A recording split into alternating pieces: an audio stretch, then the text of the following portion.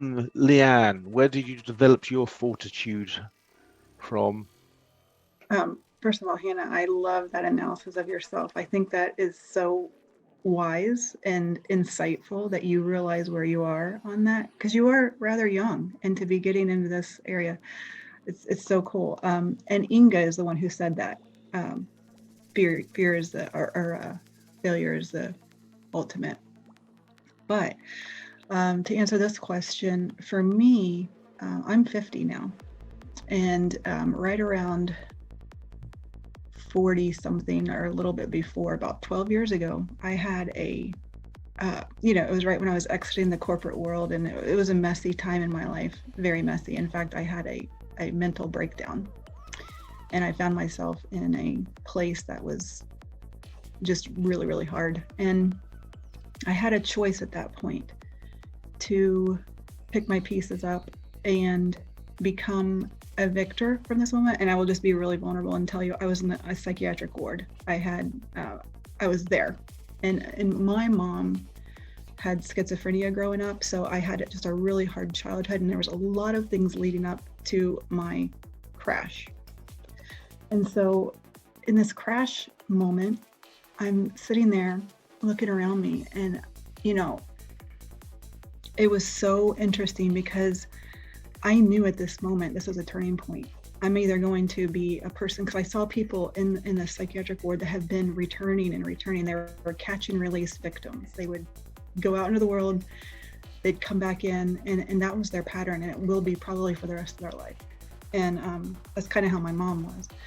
And I'm like, this is the moment. I can either be this, or I can vouch and promise myself I'll never return here, in this capacity.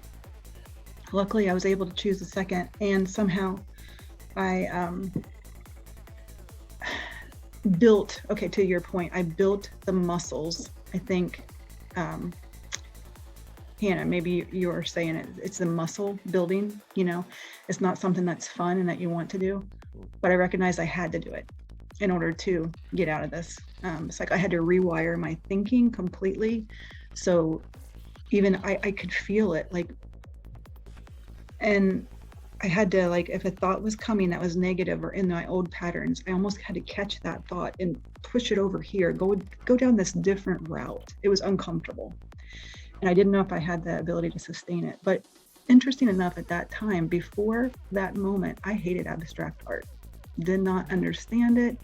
Couldn't relate to it because it was uncomfortable, because I didn't know what I was looking at, and I thought a third grader could do it, you know. And so many things. Talk about this rewiring moment. I gave myself this freedom to unadult, to relearn, to become a new person. Walking out of that hospital, I was like, I recognized completely, I am a child again. This is an opportunity to do a restart or do over. And I decided I'm going to try everything, that I was afraid to do before.